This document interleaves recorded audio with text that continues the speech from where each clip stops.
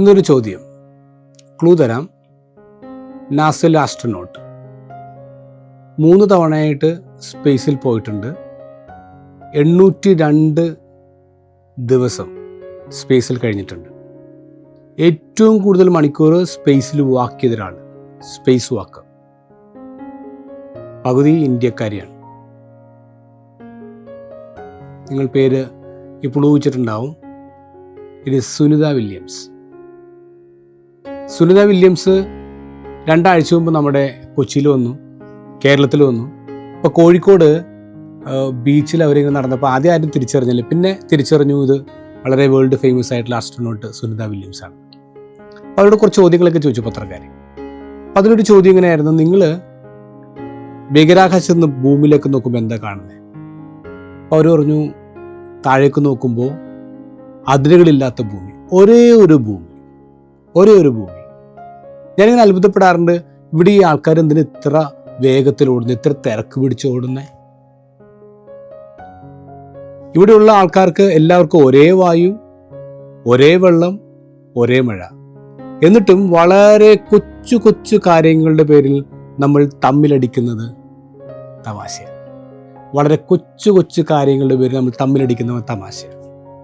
ഇപ്പൊ ദൂരെ ബഹിരാകാശത്ത് നിന്ന് ഭൂമിയിലേക്ക് നോക്കുമ്പോൾ ഭൂമി എത്ര ചെറുതാ. ഭൂമിക്ക് അതിരുകളില്ല. ഭൂമിയിലെ ആൾക്കാർ വളരെ ചെറിയ കാര്യങ്ങളുടെ പേര് തമ്മിലടിക്കുന്നു. നമ്മൾ ഈ താഴത്ത് താമസിക്കുമ്പോഴോ, ഭൂമിയുടെ ഗ്രൗണ്ട് ലെവലിൽ താമസിക്കുമ്പോൾ നമുക്ക് ഇവിടെയുള്ള കാര്യങ്ങളൊക്കെ ഭയങ്കര വലുതായിട്ട് തോന്നും. പക്ഷെ വളരെ പൊക്കത്തുനിന്നൊരു ഏരിയൽ ഷോട്ടിലേക്ക് നമ്മൾ നോക്കുമ്പോൾ തീരെ ചെറുതാണ് നമ്മുടെ പ്രശ്നങ്ങൾ മനസ്സിലാവും. ഇത് ഗോസ്പൽ അതാ പറയുന്നത്. ഈശോ ജനങ്ങളെ കൂട്ടിക്കൊണ്ട് ഒരു ഉയർന്ന മലയിലേക്ക് പോയി എന്ന് പറയാം. ഉയർന്ന മലയിലേക്ക്.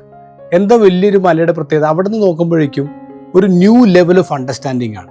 ഒരു പുതിയ കാഴ്ചയിൽ പുതിയ കാര്യങ്ങളെ കാണാൻ പറ്റുന്നുള്ളതാണ്. കാരണം നമ്മൾ കുറച്ചും കൂടി പൊക്കത്തുനിന്ന് കാര്യങ്ങൾ നോക്കുമ്പോൾ, താഴെ നോക്കുമ്പോൾ കാര്യങ്ങളൊക്കെ നമുക്ക് ഭയങ്കര വലുതായിട്ട് തോന്നുമ്പോൾ, പൊക്കത്ത് നോക്കുമ്പോൾ കാര്യങ്ങൾ കുറച്ചും കൂടി ചെറുതാണ്. ഇത് വളരെ നിസ്സാരമാണെന്ന് തോന്നുന്നു. വെർസറ്റൈൽ ആക്ടർ നെടുമുടി വേണു മരിച്ചപ്പോൾ അദ്ദേഹത്തെക്കുറിച്ച് തിരക്കഥാകൃത്ത് ജോൺ പോൾ എഴുതിയൊരു ലേഖനമുണ്ട്. അദ്ദേഹം പറഞ്ഞെങ്ങനെയാണ്, ഈ ജോൺ പോള് നെടുമുടി വേണിനെ പരിചയപ്പെട്ടപ്പോൾ തൊട്ട് കാണുന്നൊരു കാഴ്ചയാണ്, ഈ നെടുമുടി വേണു ഉറങ്ങുന്നതിന് മുമ്പ് ഇദ്ദേഹം എപ്പോഴും ഇങ്ങനെ വിശാലമായ ആകാശത്ത് നക്ഷത്രങ്ങൾ നോക്കി നിൽക്കും. ഒരു 10 മിനിറ്റ് ഇങ്ങനെ നോക്കി നിൽക്കും. അത് മുറിയിലാണെങ്കിൽ മുറിയുടെ ജനാല തുറന്ന് അതിലൂടെ ആകാശത്തേക്ക് നോക്കും.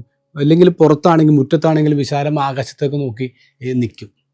അപ്പോൾ ജോൺ പോൾ ചോദിച്ചു, നിങ്ങൾ എന്തിനിങ്ങനെ ആകാശത്തേക്ക് നോക്കി നിൽക്കുന്നത്? ഇത് എല്ലാ ദിവസവും കാണുന്ന പരിപാടിയാണേ. അപ്പോൾ നെടുമുടി വേണു പറഞ്ഞു, ഞാൻ എത്ര നിസ്സാരനാണെന്ന് തിരിച്ചറിയാനാണ്, ഞാൻ എത്ര ചെറുതാണെന്ന് തിരിച്ചറിയാണ്. എങ്ങനെ? ഞാൻ ഈ ആകാശത്തേക്ക് നോക്കുമ്പോൾ ദൂരെ നക്ഷത്രങ്ങളെ കാണും. ഈ നക്ഷത്രങ്ങൾ എന്ന് പറയുന്നത് ഈ ഭൂമിയുടെ ഇരട്ടി വലിപ്പമുള്ള നക്ഷത്രങ്ങളാണ്. വളരെ ചെറുത് ഇവിടെ നോക്കുമ്പോൾ. ഇനി ആ നക്ഷത്രത്തിൽ നിന്ന് ഒരാൾ ഇങ്ങോട്ട് നോക്കുകയാണെങ്കിലോ ഈ ഭൂമി എത്രമാത്രം ചെറുതാണ്. അങ്ങനെ അത്ര ചെറിയ ഭൂമിയിൽ ഒരു പൊട്ടുപോലെ കണ്ടുപിടിക്കാൻ പറ്റാത്ത രീതിയിൽ ഞാനും. അപ്പം ഞാൻ എത്ര നിസ്സാരനാണ്. I'm too small, I'm too insignificant. ഇതാണ് നെടുമുടി കൊണ്ട് പറയണേ. അതുകൊണ്ടാണ് ആ മനുഷ്യന് വലിയ വലിയ മേഖലകളിലേക്കും അവാർഡുകളിലൊക്കെ മേടിച്ചപ്പോഴേക്കും വളരെ സാധാരണക്കാരനായിട്ട് ജീവിക്കാൻ പറ്റിയത്. നമ്മൾ ആരും തന്നെ ഭയങ്കര വലിയ ആൾക്കാരൊന്നുമല്ല. ഈ ചെറിയ ഭൂമിയിൽ നമ്മൾ വളരെ കൊച്ചു മനുഷ്യരാണ്. പക്ഷെ എത്ര കുഞ്ഞു കാര്യങ്ങളുടെ പേരിലാണ് നമ്മൾ തല്ലുപിടിക്കുന്നത്, വാശി പിടിക്കുന്നത്. ചില കാര്യങ്ങൾ വേണമെന്ന് പറഞ്ഞിട്ട് നമ്മൾ ഭക്ഷണം കഴിക്കാതിരിക്കും, മുറി അടച്ചിട്ടിരിക്കും, വീട്ടുകാർക്ക് ഒരുപാട് നമ്മൾ ടെൻഷൻ കൊടുക്കും. വളരെ നിസ്സാര കാര്യമായിരിക്കും, നമുക്ക് വിട്ടുകൊടുക്കാൻ പറ്റുന്ന കാര്യങ്ങളായിരിക്കാം. ഈശോ എന്താ പറയണമെന്നറിയാം? ഈശോ സൗഭാഗ്യങ്ങളെക്കുറിച്ചാണ് പറഞ്ഞേ. ഈ മലമുകളിലേക്ക് കൂട്ടിക്കൊണ്ടുപോയിട്ട് ശിഷ്യന്മാരോടും ജനങ്ങളോടെന്നാ പറഞ്ഞത് സൗഭാഗ്യങ്ങളെക്കുറിച്ചാണ്. ഇപ്പം കരയുന്നവരെ, ഇപ്പം ദുരിതം അനുഭവിക്കുന്നവരെ, നിങ്ങൾക്കൊക്കെ സൗഭാഗ്യവും നിങ്ങൾക്കൊക്കെ ആനന്ദവും നിങ്ങളെ കാത്തിരിക്കുന്നുണ്ട്. അപ്പോൾ ഇപ്പോഴുള്ള തൽക്കാലത്തേക്കുള്ള നമ്മുടെ വിഷയങ്ങളുണ്ടല്ലോ, നമ്മുടെ സങ്കടങ്ങളുണ്ടല്ലോ, ഇതെല്ലാം മാറും. വേറൊരു തലത്തിൽ നോക്കുമ്പോൾ അതൊന്നും സങ്കടങ്ങളെ അല്ല എന്ന് മനസ്സിലാക്കും. അത് താൽക്കാലികമാണ്, ഇതൊക്കെ കടന്നു പോകുമെന്ന് മനസ്സിലാക്കുക.